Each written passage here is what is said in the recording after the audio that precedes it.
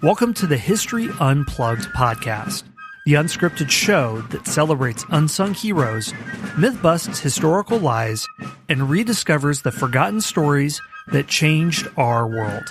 I'm your host, Scott Rank.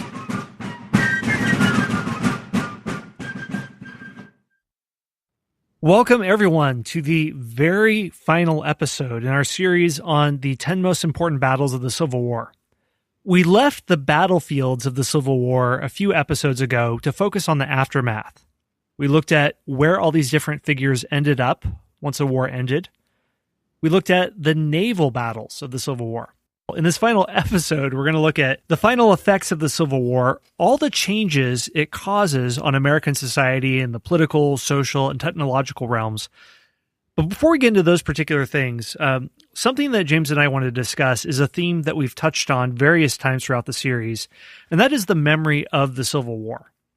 We said that the oft-repeated but false phrase, history is written by the victors. Well, it's not really, because that's not the case in the Civil War. There are ideas about it that still linger on, and we want to look at what those ideas are, how they came about, and for the most part, why we don't believe they're true. So there's a term called the myth of the lost cause that is the early narrative of the Civil War. And I'll just briefly describe what it is, and then maybe, James, you can jump in and say, how did this narrative get constructed by the veterans of the Civil War, and why did it persist for so long? So there's one description of the myth of the lost cause that this comes from the National Register of Historic Places, which is interesting, but I think they do a good job of bringing the summary, and it's this. This is the narrative that develops after the Civil War by Southerners to explain how they lost. And it has its roots in Southern search for justification and a need to find a substitute for victory in the Civil War. So there's an image that's created of the war as a heroic epic between two sides, and one civilization is inferior to the other. So the North, which is struggling with nature and industrializing, had become materialistic and grasping for wealth and power.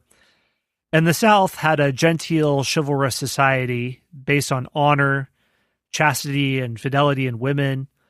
And the Southerners waged a noble struggle, but a doomed struggle to persevere and preserve their superior civilization. So it's this sort of chivalric battle for a lost age, and then it's completely wrecked when the economy of the South disappears. And then over time, Southerners glorify it and celebrate it. And as this myth is constructed, the lost cause myth, many of these early historians ignore declarations of secession by seceding states that focus on slavery, and they would argue that, well, it wasn't about slavery that we seceded from the Union. It had to do with states' rights as originally envisioned in the Constitution. So wartime speeches and writings like the Cornerstone speech that talk about slavery as a cornerstone of the Southern economy are minimized, and supporters would stress the idea of secession as a defense against the Northern threat to their way of life. So they believed any state had the right to secede, a point denied by the North. So this is how this narrative is constructed in the early years and decades following the Civil War. But yeah, James, how do you see this myth being constructed and then pushed over the years following the Civil War? One important thing that we need to keep in mind is that the South considered itself to be superior to the North in many ways. Better culture, better, we talked very early in our series about how Southerners all said, well, one Southern boy can whip 10 Yankees. You know, we're better fighters. We're more manly men. We're tougher. And they had to figure out a way to explain the fact that if that's the case, then how did we lose? If we're so much better, why didn't we win? You know, there's also a divine aspect to it. Both sides really felt like God was on their side, but the South especially did. And so they came up with these ways that they couldn't admit. They couldn't just say, well, they were better than us, because that wasn't something they were willing to concede. They were They were better at fighting. They were better at organizing. They were better with logistics. So they had to come up with other explanations like, well, we would have won if we had equal numbers. Yeah. And maybe they would have. I don't know. If we had had more industrial capacity, some people argued. And then others pointed to kind of almost like a stab in the back theory, like the Germans came up with after World War One, the idea that, well, we had certain people in our system that undermined our system, like the speculators. They were always pointing at speculators who put their own personal financial gain ahead of the Confederate war effort and things like that. They never could name anybody by name, but the idea is that if we had had equal resources, we would have easily defeated the North, because it comes down to we are better, we're superior, and we still are superior. They also pointed to things like some of our commanders, like Pemberton was demonized, and Pemberton, the Vicksburg, commander of Vicksburg, Pemberton should have fought harder. He shouldn't have surrendered. We lost 30,000 men there. A lot of people also pointed to Longstreet. We talked about Longstreet quite a bit in our series, and especially we talked about him and his after-war career in our epilogue episode. But Longstreet, they said, well, he this is a phrase my dad used to always use. He dogged it during Gettysburg. He didn't give it his best effort. He didn't even start the attack on day 2 of Gettysburg until the afternoon. If he had done what he was supposed to, if he had done what the brilliant and saintly General Lee had told him to promptly and correctly, then we would have won the battle. So it's to me, it's self-justification through fault finding. Okay, it's not our fault that we lost. It's just the fault of people like Longstreet and Pemberton, or the speculators, or people like George Thomas, who went and fought for the North, even though he was from Virginia. It's the fault of things we had no control over, like the different capacity of industrialization and the different population levels and everything like that. It's essentially one giant effort to say it wasn't our fault. Yeah, I mean, they'll point to the massive quantitative superiority of the Yankee industrial machine. That, yes, they won, but they threw resources and threw human life in a completely without any consideration to human life, the way that the Red Army would in World War II. This is the Southern view I'm describing for why the Yankees won. And something that historians are typically aware of is when you look at historiography, when you look at how the history of a subject changes over time, you can almost always point to contemporary events shading and coloring events then. So, for an example, environmental history really grows in the 1990s with awareness of global warming. That doesn't make that branch of history incorrect at all, but it just shows that with contemporary awareness of the subject, that also affects how history is studied.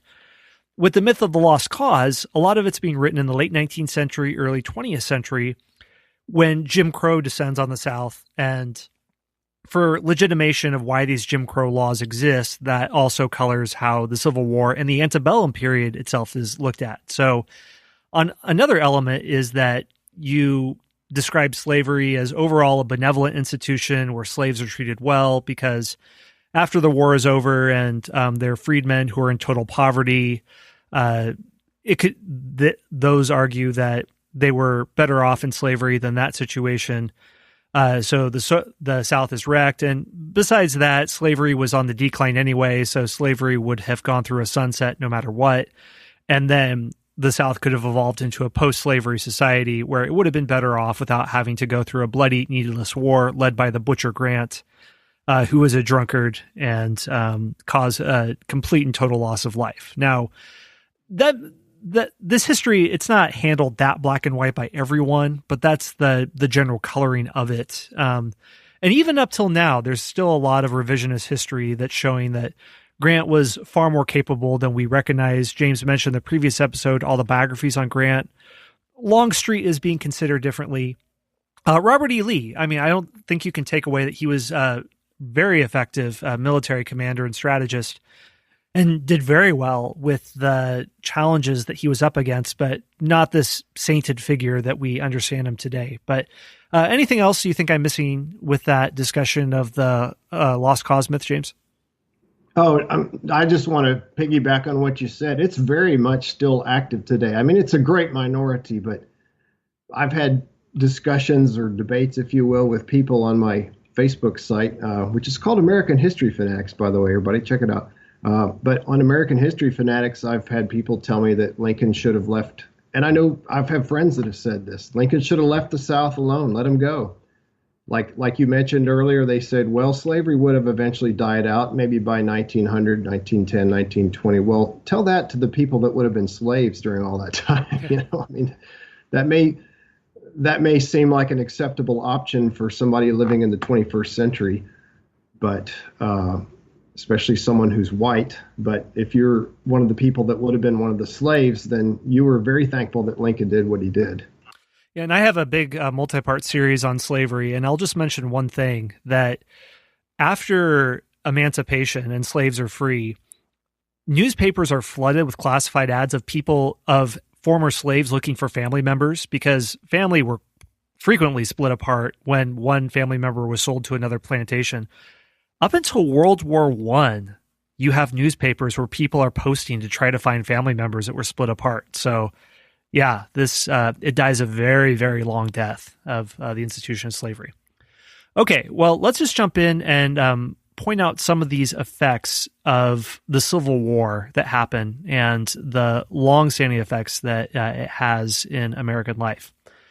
So the first thing I want to look at is the political change and the political effects of the Civil War.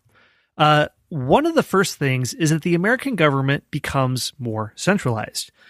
The old decentralized republic this is before the war, in which the federal government had few direct contacts with the average citizen, except really the post office.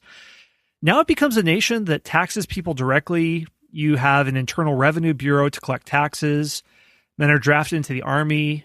Federal courts are more powerful. There's a national banking system. $3 billion of personal property was confiscated by emancipating the 4 million slaves.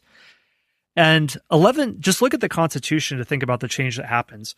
11 of the first 12 amendments to the Constitution limit the powers of the national government. But after the Civil War, 6 of the next 7, beginning with the 13th Amendment in 1865, vastly increase national powers at the expense of the states. And there's debates on whether that's good or not today, definitely. These new constitutional amendments increase American power. So just to give you an idea of this, the first 3 of these post-war amendments accomplished the most radical and rapid social and political change in American history. You have the abolition of slavery with the 13th Amendment, the granting of equal citizenship with the 14th, voting rights in the 15th Amendment to former slaves. And this is all within a period of 5 years. Very rapid change. So 4 million slaves, there's a question of what legal rights will they have? Will they be like women who have most of the rights as men, but they don't have voting rights? How will it work? This is the central issue of the 12-year Reconstruction period after the Civil War, during which the promise of equal rights is fulfilled for a period and then it's abandoned, and it really takes about a century for things to be completely locked into place, for at least on an formal level. I'm not talking about the informal level too, which is a whole other discussion.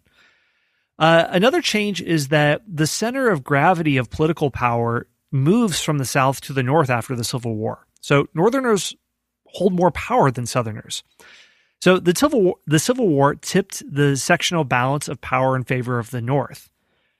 From the Revolutionary War, from the adoption of the Constitution in 1789 until 1861, slaveholders from states that joined the Confederacy served as presidents of the United States during 49 of the 72 years. This is 2/3 of America's history up to the Civil War. 23 of the 36 speakers of the House and 24 of the presidents pro tem of the Senate had been Southerners, and the Supreme Court had always been a Southern majority before the Civil War. But after the war, a century passed before a resident of an ex-Confederate state was elected president.